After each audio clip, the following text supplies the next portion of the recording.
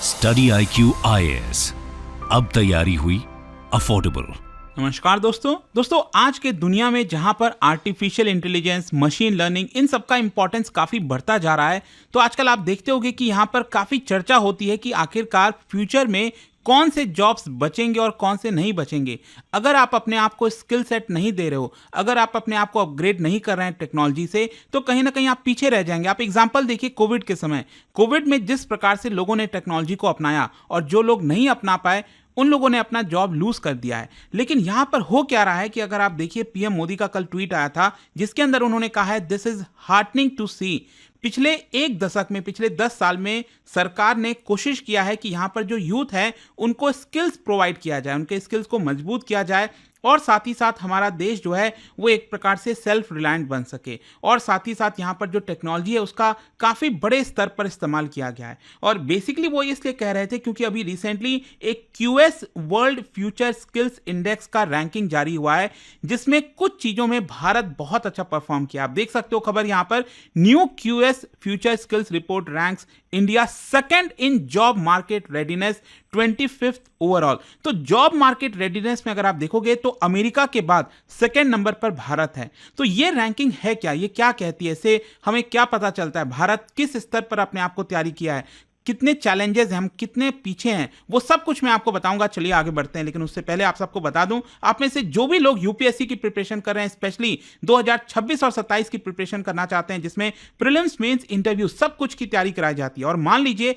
आपका सिर्फ प्रीलिम्स भी क्रैक हो जाता है तो यहां पर पूरा का पूरा फीस आपका रिफंड कर दिया जाएगा। लिंक दिया है कमेंट सेक्शन में, यूज करना है आपको ये कोड अंकित लाइव ताकि आप मैक्सिमम डिस्काउंट ले सकें। और इसके अलावा अगर आप MCQs अटेम्प्ट करना चाहते हैं तो मेरे इंस्टा पेज पर जाइए, वहां पर स्टोरीज में जितने भी MCQs हैं उसको भी आप अटेम्प्ट कर पाएंगे। तो चलिए शुरुआत करते हैं और सबसे पहले ये देखते हैं कि एग्जैक्टली हुआ क्या है। देखिए जैसा कि मैं आपको बता रहा था, QS world future skills index 2025 जारी किया गया जिसमें भारत का जो रैंक है in terms of preparedness for jobs of future, मतलब जो फ्यूचर में जॉब्स क्रिएट होंगी उसमें भारत अपने आप को कितना प्रिपेयर कर रखा है, इसको लेकर अगर आप देखोगे तो भारत सेकंड नंबर पर है, जो कि एक बड़ी बात है। मतलब चाहे ग्रीन स्किल्स हो गए, आर्टिफिशियल इंटेलिजेंस हो गए, इस तरह के जो फ्यूचर वाले जॉब्स हैं उसमें भारत का रैंक सेकंड नंबर पर है, जस्ट बिहाइंड अमेरिका। लेकिन यहां पर बाकी चीजों में जैसे इकोनॉमिक ट्रांसफॉर्मेशन, उसमें हम 40th नंबर पर हैं। यहां पर अगर हम बात करें work force having the desired skills for future job, उसमें हम 37th नंबर पर हैं। तो बहुत चीजों में काम करना है, लेकिन आप देख सकते हो ये जो रैंकिंग है वो आपका जारी किया गया है वर्ल्ड फ्यूचर स्किल्स इंडेक्स। और मैं आपको बता दूं ये जो QS world future skills index है वो कुछ स्पेसिफिक इंडिकेटर्स के माध्यम से, वो मैं आपको आगे बताऊंगा। बेसिकली टोटल 4 इंडिकेटर्स हैं, वो हम आगे देखेंगे।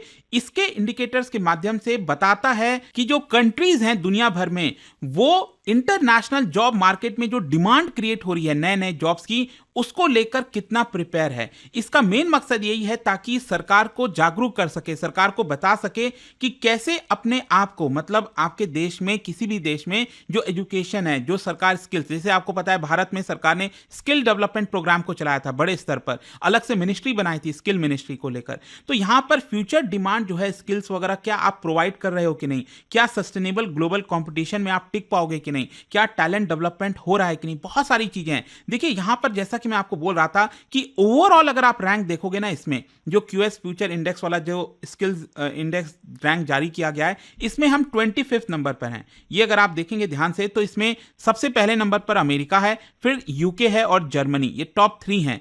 और उसके बाद भारत आपका आता है 25th नंबर पर, क्योंकि इसमें टोटल 4 इंडिकेटर्स हैं, मैं आपको आगे बताता हूं। लेकिन इसके अलावा बाकी की जो कंट्रीज हैं, जो आपके बॉटम वाले कंट्रीज हैं, आप देख सकते हैं यहां पर, जैसे श्रीलंका हो गया, पाकिस्तान जो हमारे पड़ोसी देश हैं, तो आपको बॉटम में देखने को मिलेंगे। लेकिन कहीं ना कहीं भारत इस समय मिडिल में खड़ा हुआ है कि अपने आप को प्रिपेयर भी कर रहा है, लेकिन ऐसा नहीं है कि हम बहुत अच्छा परफॉर्म कर रहे हैं। ये जो ओवरऑल रैंकिंग है ये कहीं ना कहीं बताता है कि भारत एक फ्यूचर स्किल्स कंटेंडर है। दुनिया में जो जितने भी देश हैं उसमें हम एक अच्छे कंटेंडर हैं जो कि फ्यूचर जॉब्स में बहुत सारे लोगों को प्रोवाइड कर सकते हैं। अब अगर मैं आपको बताऊं यहाँ पर इंडिकेटर्स कौन कौन से हैं, जैसे कि अगर आप देखिएगा यहाँ पर स्किल्स फिट, इसमें 100 में से 59 नंबर मिले हैं और हम 37th पोजीशन पर हैं। इसके अलावा एकेडमिक रेडीनेस की बात करें, इसमें 89.9 मार्क्स मिले जिसमें हम 26 नंबर पर हैं।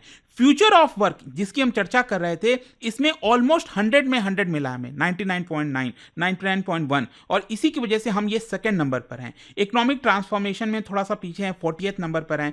ओवरऑल हमारी रैंक जो है वो 25th आई है। लेकिन क्वेश्चन ये है कि ये अलग अलग इंडिकेटर्स कहते क्या हैं, मैं आपको बताता हूं। अगर हम बात करें स्किल्स फिट की, इसका मतलब ये हुआ एक देश में जो ग्रेजुएट्स हैं, क्या यहां पर उनके पास वो स्किल्स है जो एम्प्लॉयर्स डिजायर कर रहे हैं।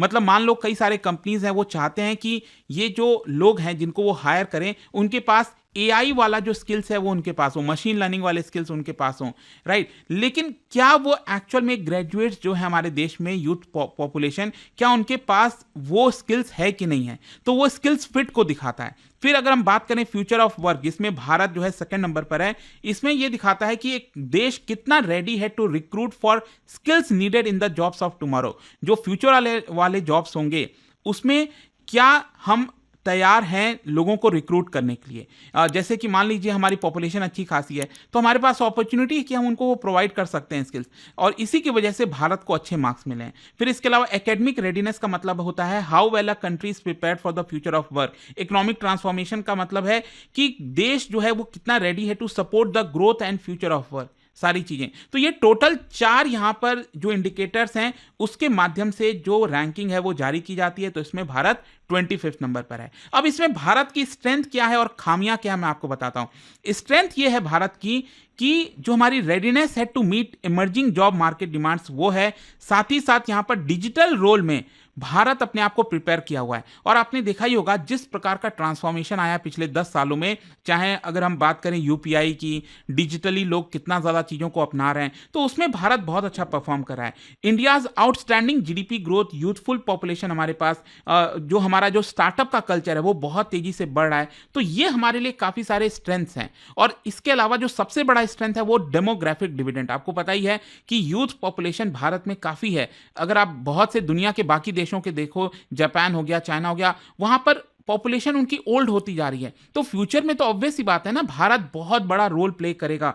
तो ये हमारे लिए सबसे बड़ा एडवांटेज है। लेकिन ये जो रिपोर्ट जारी की गई है, इसमें भारत को कई सारी चीजों में इंप्रूव करना है। वो क्या क्या है मैं आपको बताता हूं। जैसे कि यहां पर बोला गया है कि जो हमारे देश में एजुकेशन इंस्टीट्यूशंस हैं और साथ ही साथ जो हमारी इंडस्ट्री है, जो कंपनीज वगैरह हैं, उनको जो स्किल्स चाहिए लोगों में वो नहीं मिल पाता। तो हमें यहाँ पर कोशिश ये करना है कि हमारे देश में जो एजुकेशनल इंस्टीट्यूशंस में वो चीज़ें लाई जाएं, एकेडमिकली उन चीज़ों को पढ़ाया जाए, प्रैक्टिकल चीज़ें बताई जाएं, ताकि उनके अंदर वो स्किल्स आ सकें और जब वो मार्केट में जाएं तो उनको जॉब मिल सके। ये बहुत इंपॉर्टेंट है। फिर दूसरा यहाँ पर यह है कि हमारा फोकस एआई की तरफ, डिजिटल की तरफ, ग्रीन सेक्टर्स की तरफ वो ज़्यादा जाना चाहिए, ताकि जो एम्प्लॉयर की डिमांड्स है उससे वो अलाइन हो सके।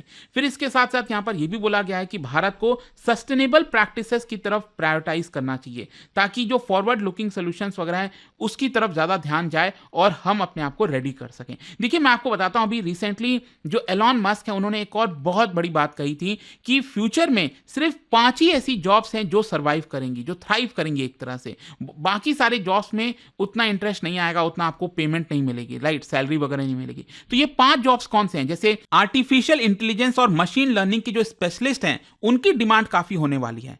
तो कहीं ना कहीं आप में से जो लोग जो यंग हैं, जो अभी नौकरी वगैरह अभी नहीं कर रहे हैं, अभी पढ़ाई की तरफ ज़्यादा फोकस कर रहे हैं, तो उनको ये इसकी तरफ बढ़ना चाहिए। या फिर आप में से जो भी लोग नौकरी कर भी रहे हैं उनको अपने आप को स्किल्स में अपग्रेड करना चाहिए, ताकि फ्यूचर में जब यहाँ पर इनकी ज़रूरत पड़ेगी तो आप पहले से ही रेडी रहो। फिर इसके अलावा जो रिन्यूएबल एनर्जी टेक्नीशियंस हो गए, इंजीनियर्स हो गए, उनकी डिमांड बढ़ेगी। हेल्थ केयर प्रोफेशनल जो टेक्नोलॉजी पर फोकस्ड हैं उनकी डिमांड बढ़ेगी। फिर इसके अलावा जो एरोस्पेस इंजीनियर्स हो गए, जो स्पेस एक्सप्लोरेशन वाले इंजीनियर्स हैं, उनकी डिमांड बढ़ेगी। सॉफ्टवेयर डेवलपर्स जो कि स्पेसिफिक फोकस जिनका रहता है ऑटोमेशन पर, रोबोटिक्स पर, तो ये 5 जॉब ऐसे हैं, एलॉन मस्क का कहना है, जो कि बहुत ज्यादा थ्राइव करने वाली हैं आगे फ्यूचर में। तो ओवरऑल कंक्लूजन क्या निकलता है? देखो कंक्लूजन यही है कि भारत का जो रैंक आया है QS world future skills index में, यह हाईलाइट करता है कि हमारे पास कैपेबिलिटी है, हमारे पास ताकत है, लेकिन हमें उस ताकत को और ज्यादा उजागर करने की जरूरत है, और ज़्यादा हमें उसमें स्किल्स प्रोवाइड करने की जरूरत है, फोकस करने की जरूरत है। तभी हम आगे चलकर दुनिया को जो जॉब्स हैं, जो एक वर्कफोर्स चाहिए होता है, वो प्रोवाइड कर पाएंगे और भारत बहुत बड़ा रोल प्ले कर पाएगा। तो लेट्स सी, देखते हैं सरकार इसको लेकर क्या करती है आगे।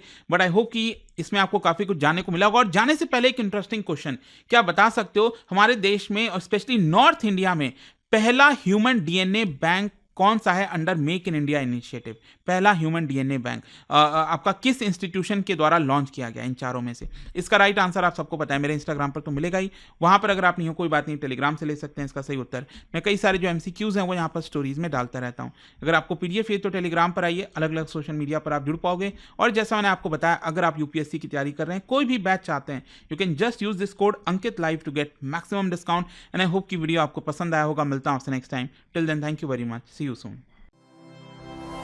स्टडी IQ IAS, अब तैयारी हुई अफोर्डेबल।